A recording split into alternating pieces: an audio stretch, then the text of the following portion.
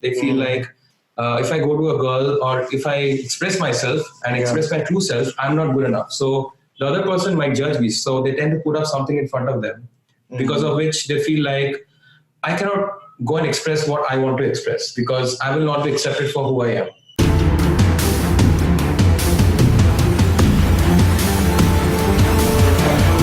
Welcome to the Better Man Podcast with Ivan and Sumed. This podcast is all about how to be an optimal, conscious male in today's society. Join Ivan and Sumed as they go deep into the rabbit hole of personal growth, mindset, social dynamics, and spirituality. Are you ready to be a better man? And we are live. Hey there, guys. Welcome back to the Better Man Podcast with Ivan and Sumed. And Sayan. And Sayan. We have a very special guest this episode. How would you describe yourself, man? What do you do? What do you help men do? Well, for me, the main focus has always been to help guys to do an honest self-expression, especially when it comes to interacting with women. And I think what most guys have is they turn out to be passive-aggressive. They hide their true intentions in the inside. Really passive-aggressive. Yeah, it's like they have this like covert thing inside them. They feel like if I go to a girl or if I express myself and express my true self, I'm not good enough. So the other person might judge me. So they tend to put up something in front of them because of which they feel like I cannot go and express what I want to express because I will not be accepted for who I am. But what I want to teach guys is like, it's okay if someone doesn't accept you for who you are. It's about expressing yourself honestly and being okay with the fact that some will like you, some will not. Because at the end of the day, you want to be accepted for who you are rather than for who you are not. And what I see most guys, they get into some toxic relationships or whatever it is because they come from this mindset that because I'm not good enough, so I have to do with this person and I have to put up a front. So for me, the main goal is always to help guys to put their best foot forward and hope for the best. And be okay with the chaos. How does one become worthy? Like, what's your take on it? Obviously, I have my own opinion on it. But what's your opinion on this? For me, I think it's all about self-acceptance. It's like coming from the deep-rooted self-acceptance and understanding that right now, this is where I am. This is the best version of me. And I'm progressing. I'm working on myself. The fact that I know that I have to get better and I'm on this journey to become the best version of myself. That is what is making me, better than the others. Because in some way, actually, I'm not better it's not that I'm better or worse than anyone. I think we are all in a journey. So even if you see the top shots who are like really got their life handled, even for them, they also have some kind of shit. We're all in a journey. It's just that someone is a bit ahead because someone realized it before. Someone is a bit before. But at the end of the day, we're all in the journey. So we are all doing the same thing. And so I think, guys, if you are on a journey to understanding to where you want to be and in a journey of being better version of yourself, that makes you better than anyone in any way. So that is good enough for you. And all you got to do is just got to show up. Like, it's like if you feel procrastinating, like before you do something or say you want to go and talk to a girl, right? You feel like, or you want to talk to any guy who you feel like is got, oh my God, like I'm a big fan of this guy. I think at the end of the day, if you just show up there, and it doesn't matter. Someone might not like you. Someone might like you. It's okay. You have to be okay in taking that embarrassment. If you feel like you get embarrassed by somebody rejecting you, like not rejecting but not talking to you, it's totally fine because you got to come to this point of self-acceptance that this is who I am and take me or leave me. And also, when it comes to interaction and dynamics, I'm also very technique-based guys. I also help guys how to understand how to interact with women in general. And for some guys who feel that they need a crutch because they are at the beginning phases, they need to know how I can go about. And the common question with most guys is, what should I say next? How should I go? What should I say? So for them, I have specific techniques and patterns which they can use. Yeah, can you give us one of them? For example, you want to go and talk to a girl. The general question for most guys is like, what should I say? Yeah. But I would say the most simple thing is observe something about her and see what is in her which intrigues you, which makes you feel like, oh my God, this is the best thing about her. And completely own that emotion and express that emotion. That's like one of the first things I tell the guys because embody. What happens after you say that though? What so happens after that? Like you're like damn, like That chick's elbows are so damn nice. You know? Yeah, but you got to understand that you have to also understand the other person, where the reference of the other person as well. So over here, what I see, I mean, particularly in this place, I think most of the people, they have some kind of trauma. Especially girls, I think they have some kind of trauma because they have been around some creepy guy or the other. Some creepy guy has been following them at one point of time in the creepy dudes messed up for us good guys, exactly, bro. man. All the creepy dudes messed it up for us. We're like nice guys, bro. Yeah. You know. So it's like you have to find a way so that you can make them understand that I'm not the creepy guy. Like I'm not the creepy guy. I'm not gonna chase you around. I have a purpose in my life. So, but what happens is most of the people, they assume from before that you're creepy and you're here to take something from them. So how do you do that? What I say is, like, as soon as you go and talk to her, or if you see that she's flinching or she's kind of like, maybe she wants to talk to you, but she's kind of like apprehensive. I would say, like, immediately you push yourself away. Like, tell her stuff like, you know what, you and I will never get along. But just, I'm a gay. I'm like, it's never going to work out with us. So it's like, right from before, you're like, putting yourself away, like keeping yourself away, right? Because at the end of the day, you wouldn't want to go and just bang a girl because if you think she's hot. Because I think at the end of it, it's what on the inside as well. Like if you get associated with someone as traumatic, like someone traumatic, having some past traumas and having some toxic relationships, if you get into a relationship with her, you would end up being toxic yourself, and then you would become a worse version of yourself. Yeah. So to answer your question specifically. So what I would say is, like, just so say you start off with observing something about that person, and then that person says something, and then whatever that person says, pick up a word from what that person is saying and try to formulate a sentence or a story out of that. And that story has to be something linked to your life. And then when you share your story, then that person will feel a certain degree of comfort that that person might say something, and then that's where you take it up from. And also one more thing is, I've seen most of the guys, what they do when they go and talk to anyone, like it's a girl or anyone who they feel they admire, they always feel like they have a need to qualify themselves, to prove themselves, to explain themselves. But at the end of the day, the fact that you are there, your presence itself is a gift. And if someone doesn't like that presence, respect that and move on. Because there are a lot of other people. I totally agree. A lot of times dudes go up and they're like, hello, I think you're pretty. I'm an architect. I got my bachelor's in this and that. I come from a good family. Like, watch. Yo. You want a drink? Hey, give me a drink. Give me a drink. 2 drinks, 5 drinks. We got a lot of money. We got like this. But I think at the end of the day, I think at least at this point of time, I think women are not that dumb, and I think they're not very superficial. I think they really can see through you.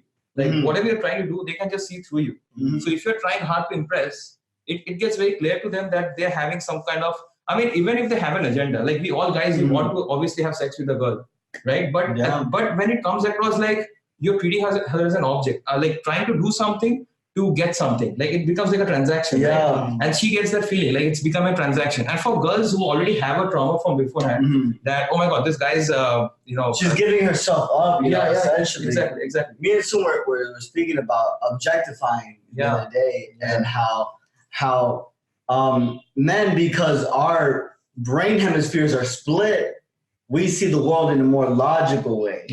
Right? So logic comes with objectification, right? Because we understand shapes and like everything's just an object. It's just an object. You know what I mean?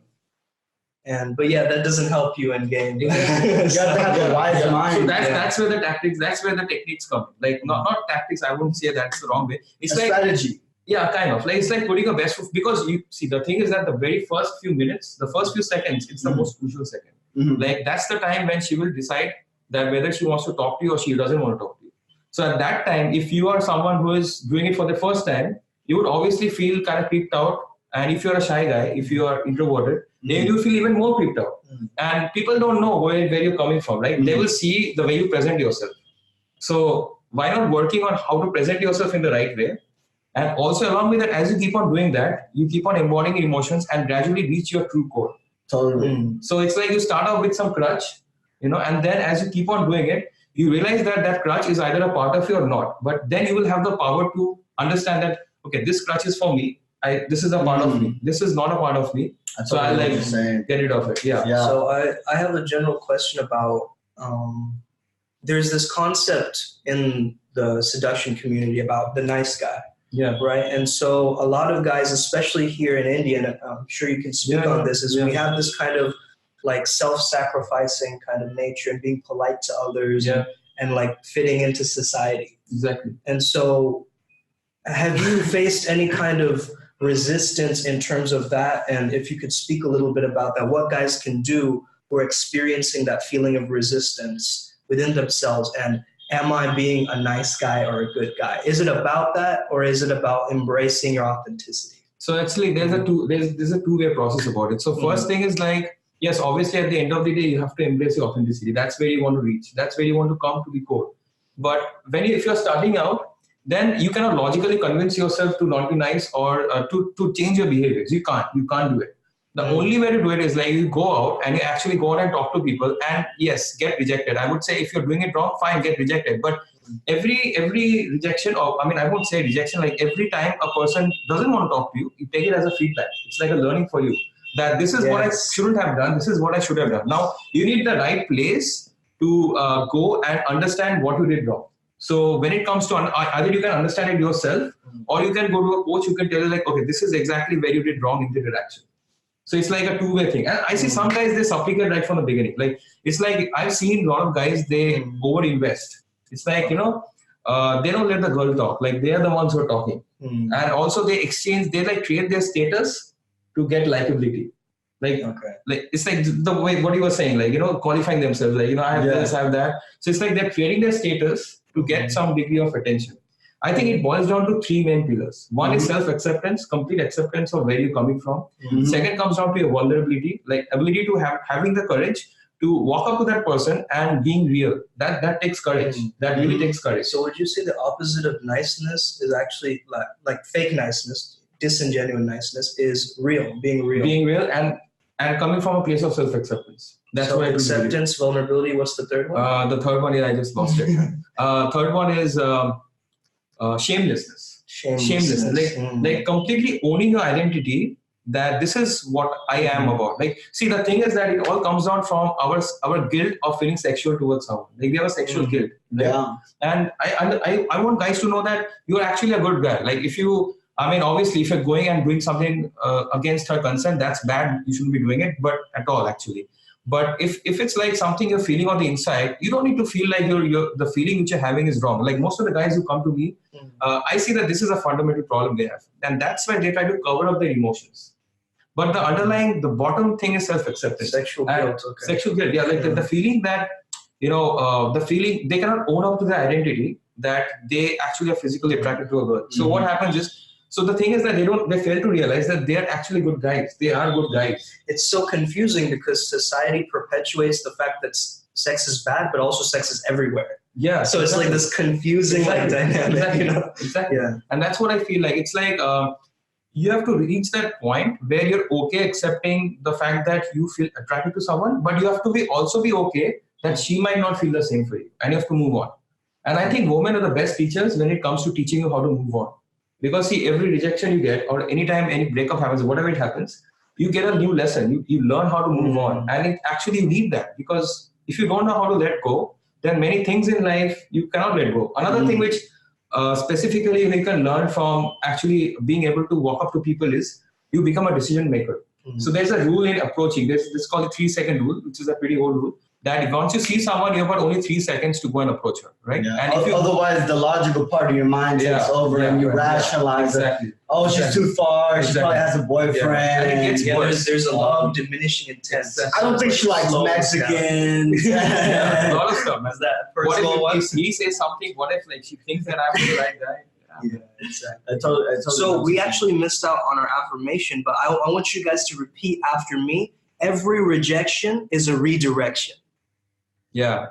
Every rejection is a redirection. Yeah. Bro, like, I think something that has taught me a lot about accepting my self-worth was when I was in London, and I was in the streets doing street photography for people, and I had my printer with me, and I had to print these pictures for people, right?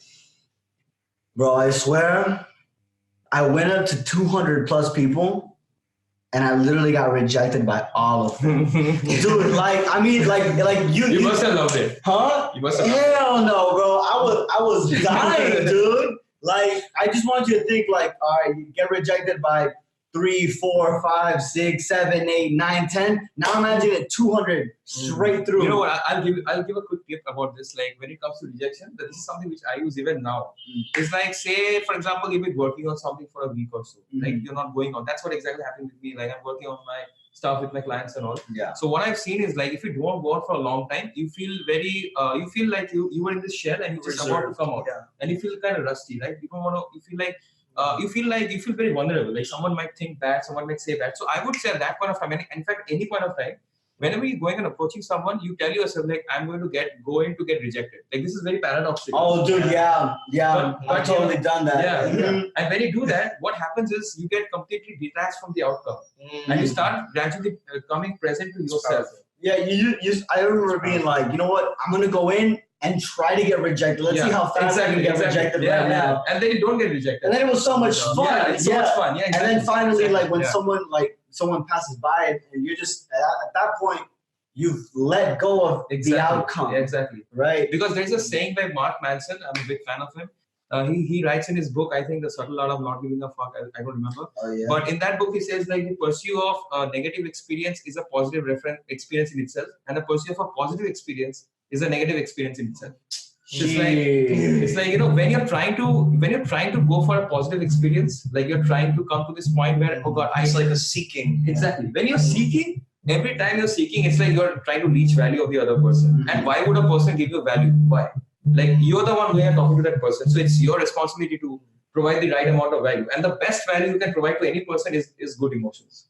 If you have nothing, you have no money, no car, nothing, the one thing which you can give them is good emotions. And people who understand this, they will really appreciate you. Totally. They really, yeah, I totally agree with that. And I think when it comes to the next level of like seduction, where like people fall in love with you, I think the next step there is doing things for them that others wouldn't be able to do. Yeah. Right. And like it's like you're not powerful until you can actually do something for someone else like that. Exactly. Yeah. And actually it gives you, I don't know why, but it gives you a very strong foundation to, wake up and get your day along. Because I think when you're with a person who you really connect with, your self-esteem really booms up. And that really gets goes into the other areas of your life.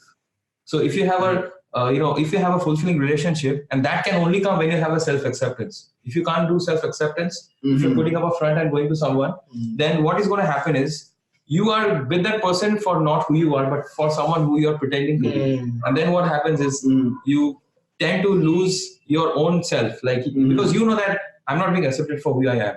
So then you start pretending, and that really hampers your self-esteem. You know what I've also noticed is that even if you do get that girlfriend, even if you haven't done that full self-acceptance, what tends to happen is within that relationship, it's not really going to be a good relationship. It's going to be two people who haven't fully accepted each other, and there's just going to be so much like friction. Totally, and so you're going to be like, let's just say you're young, and then you've gotten all these girlfriends, but you haven't had all that self-acceptance. Well, now you're creating your whole experience of women and relationships being only this way, right? That's why it's so important to seek new experiences all the time and to seek different perspectives. That's why coaches I'm so fucking thankful for coaches, because I would have not seen the world in that way. Like the world wouldn't even exist. The world wouldn't even exist. They walk the same path as you have, and then because they can see what's ahead, which you can't see. And they can actually tell you like, okay, this is the path you've been coming through, and they can totally connect with you. And wherever you have a blockage, that's where they come in. They can tell you like, this is the blockage of this because you're thinking like this. This is the new paradigm. And then he even shows it to you, right? And then you get, so I think for us, any kind of development always starts with how we view the world, how much paradigm expansion happens in our mind. And I think coaches, they really show that way. And also when you were saying a lot of experience, I totally agree with you on that, because that's the very reason guys should, even guys, girls, both should go out with a lot of guys and girls. They should do a lot of multiple dating, I think. Because before you find the right person for yourself. Well, I think it's very easy for women to do that. I think it's so much harder for a guy to be the hot girl. But if you look at the other side, it's kind of difficult for women as well, because say for example, hypothetically, she's dating 100 guys in a month. For example, it's not going to happen. What I'm saying. So she has that. She can do it. Like if she wants, she can date 100 guys in a month, because the most abundant thing in this world is dick. It's always available. Okay? It's always there. Always like someone is there for someone all the time, like guys. Okay? So I think like if a woman, if a girl has to go and date so many guys, then it becomes difficult for her as well, because it's a lot of energy she has to give out. It's like connecting to a guy is, it's not for us. We are like light switch, like that. And women, they're like microwave. I know we're like microwaves. They're like ovens. Yeah. Exactly. That's slow heat up. Yeah. So there is a specific time span for a girl for which she feels like most of the girls, they have this thing, like they have a time span. Like for us, we can do for eternity, but they have this thing that at one point of time, she needs to find someone she can really connect to. But what I think, like for them, it gets difficult, because if every guy is around you and fake, okay, for example, you're a billionaire, okay? Yeah. And every guy in the world wants to take your money. Yeah. Right? So you are in a club, you're the only billionaire, and everybody is a peasant there, right? Everybody is they want your money. So everybody is coming there and they're trying to put a front of them, which is like trying to get something from you. They're trying to do different things to get you to react in some way. Now for you, it's very difficult to understand from all those guys who's trying to take your money, who is the genuine one, who genuinely wants, who's genuinely going to give you a win-win relationship. It's very hard. So I think in that regards, for girls also, it gets difficult. For us guys, it's difficult because we have a very high rate of getting rejected. Like for us, getting rejected is like, because at the end of the day, there was a book which I don't remember the book name. I think it's called The Manual. The Manual. What Woman Want. I think it was, I don't know the writer's name. So in that book, what they mention is society has made guys to believe that they need to earn love. And basically, society tells guys that if they're not successful, they will not get the love they want. And also, society has always projected guys as the ones who should be sacrificing their life, not the other way around.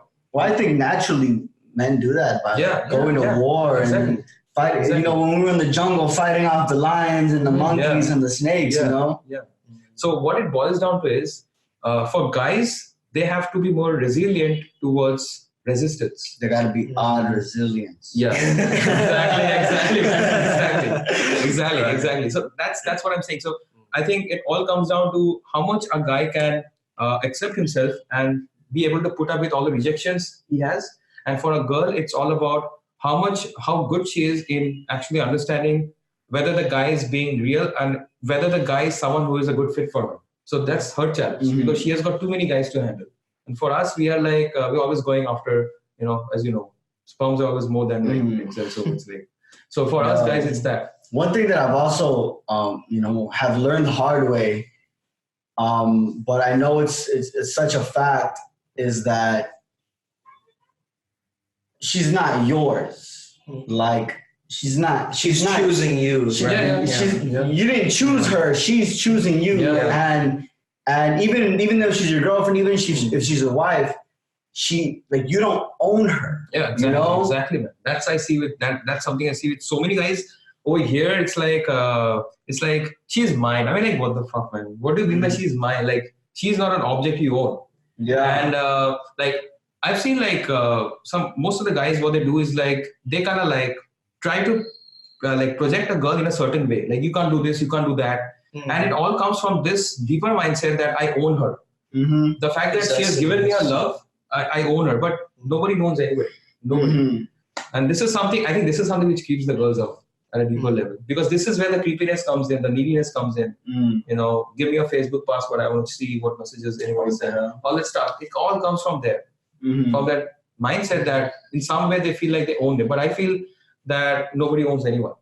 Yeah. I think, and a very healthy form of relationship is in which both are, interdependent. It's like codependence is the worst, where you're dependent on each other for everything. Yeah. Interdependence is like you have your own thing, I have my own thing. We are we both have our own life. We're doing our own thing, and then we meet up and we have a good time. And whenever we feel like we want to catch up, we catch up. And also in hard times, if I'm feeling low, I would be, you would be my den where I can go up. It's like a warrior has been wounded. And what's the best place he can go into? He can go into his woman's arms. Mhm. That's the best place. It's like he has fought a war, he's bleeding. The Yeah. only place where he can find, serenity serenity is the woman's arms. That the woman's love, the feminine energy. Yeah, we don't go into our bro's arms like. Yeah. We don't go. Yeah. That's Yeah. So we have a comment here from someone. I don't know if you can decrypt this, but he says, as long as the string of experiences is recursive, you're creating an abundance. There's like a clap I've seen your people do where the beats scale up forever. If you kept clapping, this is the rhythm of the universe, life in motion. Metronome, if you can scale up this beat for yourself, for a shape manifestation. I don't know what he's talking about. He wanted to say some cool deep shit. Like That's really so. Yeah, man. That's All right, so let's see. pretty Here. deep. It's gonna take some time to decode. Fit for a survival in society for which is a source of opposition. The paradigm is the enemy. They own you in the bad paradigm. the paradigm It's is the enemy. Yeah. We wouldn't be a tool for female if it wasn't for society. We could be. Tool together, man plus woman, tool of life, manifestation. Wow, this is going deep, man. Yeah, I certainly do think that we have to be okay with being used, right? And because we're using people as well, Yeah. right? To take us to other places, and we're always using people. No matter what, if we're using friends, we're using them for companionship.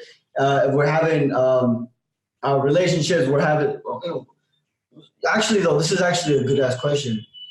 Why do we even get into relationships? Like, why do we get into like, yeah, this is mine, right? Right. That's such a tricky question. I mean, what do you think about that? For me, I think relationship is just a word which came back from the old ages. Like English discovered that language, relationship. But I think we're all in a relationship of some way. Right? Yeah. And I think it depends on how a person defines a relationship. Let's just say a romantic relationship instead. Yeah. So, you can have a romantic relationship with someone without actually saying that we are having a relationship. Like, you do not need to define it because it just comes through you. It's like a form of energy. It's like an energy exchange. Mm-hmm. I mean, energy exchange, not the other one. So it's like, I think when it comes to, what's the question again? I was like, I was talking about get into relationships. Yeah. So for me, I think personally, I feel like when two people are bonded, they really do not need to define anything. I think relationship is just a word which defines something. Like, it's like a way of defining something. But I think we as humans, we always need to find that connection. I think more important than relationship, the word should be connection. We connect. Mm-hmm. That's the right way to put it. Because I've seen when people comes to talking about relationship, then it comes to then it goes down to possessing someone. Like I can share my guy with anyone, or I can share my girl with you. Now again, a lot of girls would be against me when I say this, but I think at the end of the day, it's all about connecting. That's the deeper thing, and it's like you accept yourself, but to come to a point of self-acceptance, you would always need a place to go to where someone is going to accept you for who you are, no matter what you do. And I think relationship is that place. That connection is the place where you can find that place where whenever you're wounded and you're at your worst, that's the place where you can go to. That's the place you can go back to all the time. I think. What would you say is the opposite of connection? Is it disconnection? Because I feel like, in my personal opinion, it could be addiction as well. Like being attached to something, so like the possessiveness, as you were saying. Right. So I think opposite of connection will be transaction. Yeah, it's like we're having a transaction right now. Like maybe it's like, okay, we meet, we have food, we have sex, I give you this for this. Yeah, exactly. Opposite of connection is transaction, because and I think it's even worse than connection. Wow. I think it's even worse because I think transaction at some point of time kind of becomes fake. It's like you're faking a connection but having a transaction underneath. That's what I've seen a lot. What's your take on this? What do you think is the opposite? I've definitely had that experience where I'm sort of just seeing a girl because if I'm totally honest, there's something cool. Like I think there's something cool within it. There's some sort of validation, you could probably say, is probably a better word, of like, I had sex with that girl. Yeah. Like boom. Exactly. Totally honest. I see sometimes for guys, actually I was one of them long time back, that drawing validation from sex. I mean, for a guy, for anyone, to feel a sense of acceptance, they resort to sex to feel that they're accepted. I've seen that. Yeah, even and it's also then what society portrays. Yeah. And even once like they do have sex, they're like their value is based on how you perform in bed. Yeah. And if you don't do good, then you're low value. Yeah.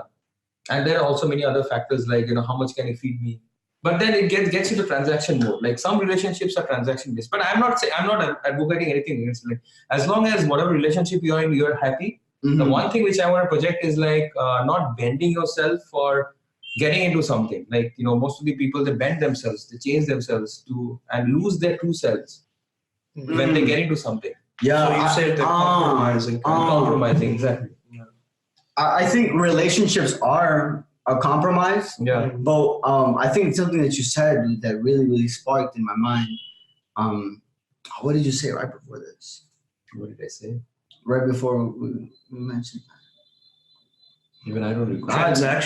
Transaction. Oh, they lose themselves, right? Yeah, I think in a real relationship, you know yourself more. Yeah. Like truly, like it's like you're going in there and you're discovering yourself through the other person and through the things that they like about you, through things they don't like about you, the way that you feel whenever they say certain things. Yeah, I think it should be, relationships should be things we get into to know ourselves.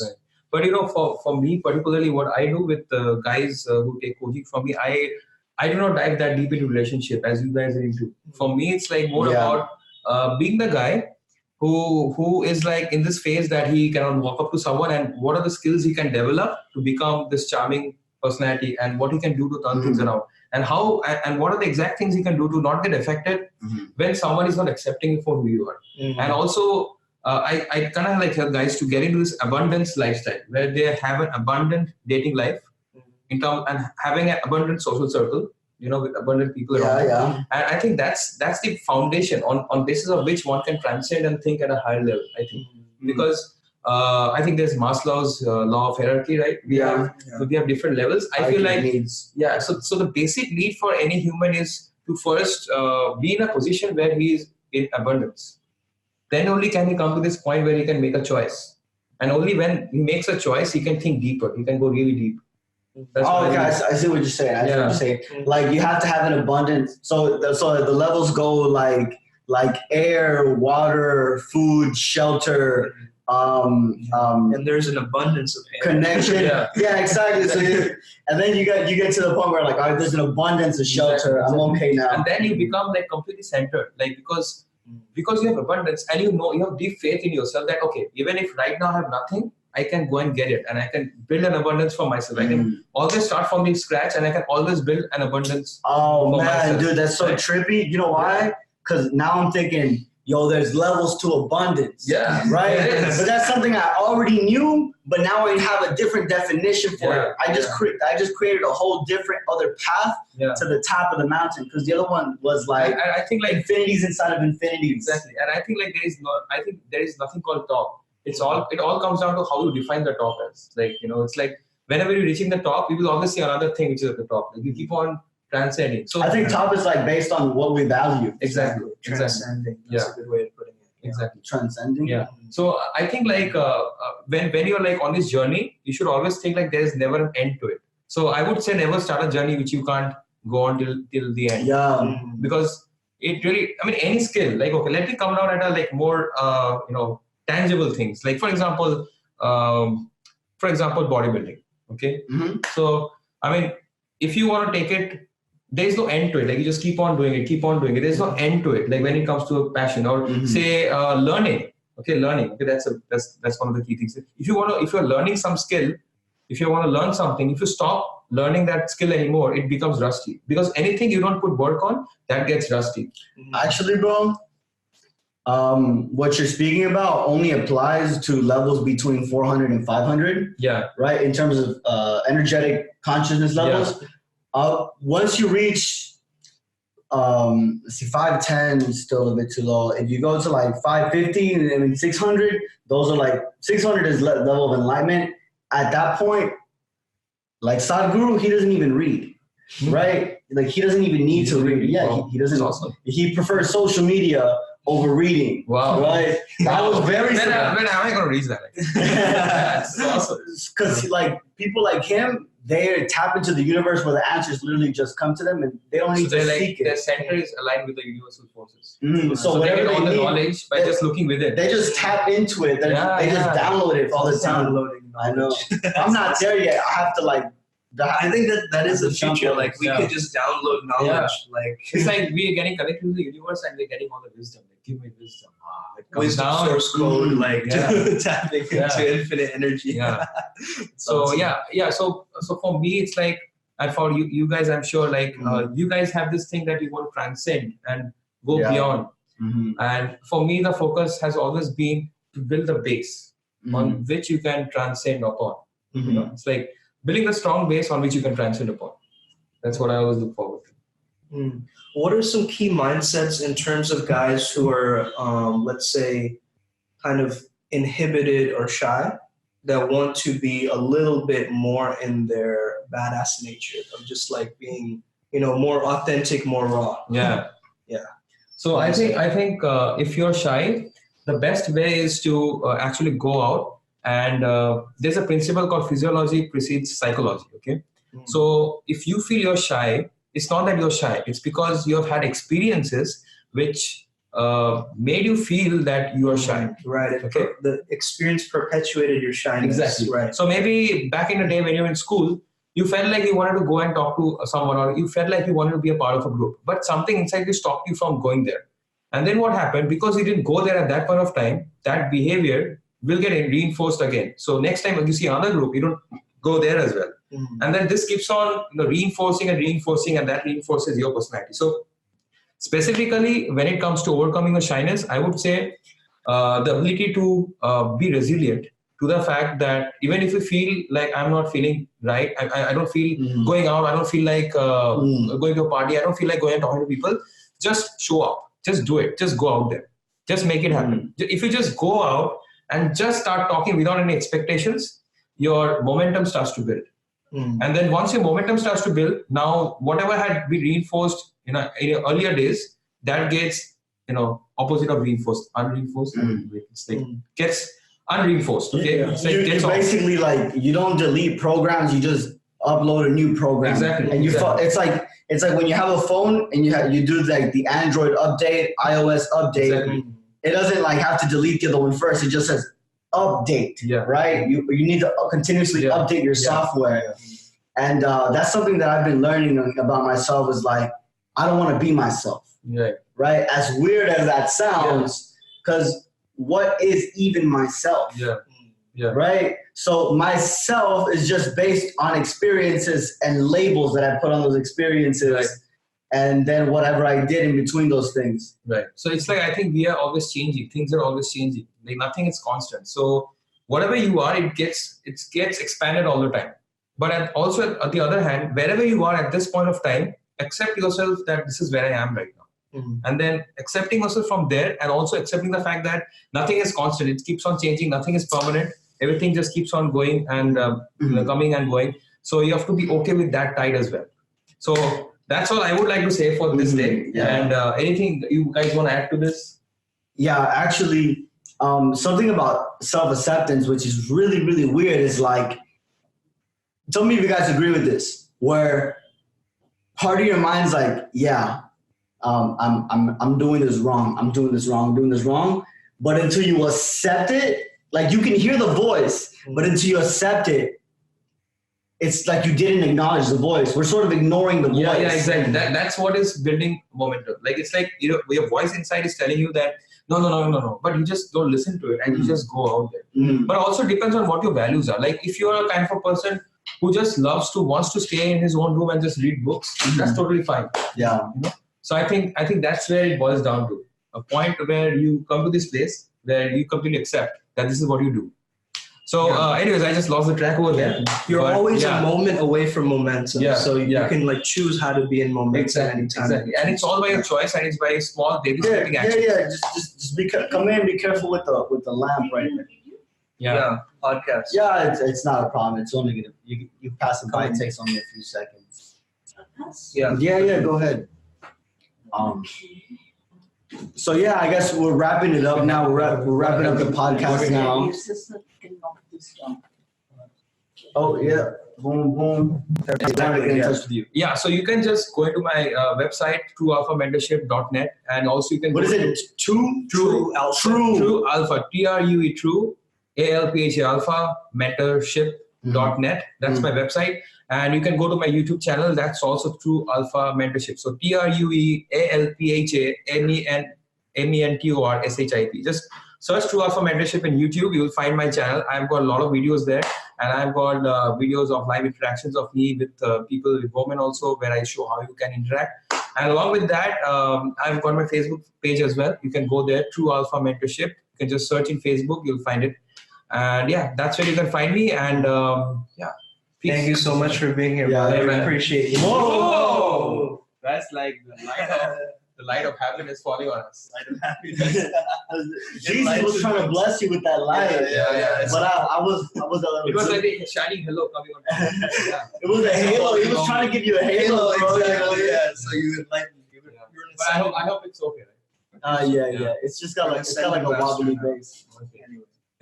Anyways, All right. guys, it was awesome Alright. being here. It was really awesome being here with all of you guys. And yeah, see you around. All right, everybody, be the best. Forget the rest. Our resilience, Ice Nation. Flow Zone Academy, may the flow be with you.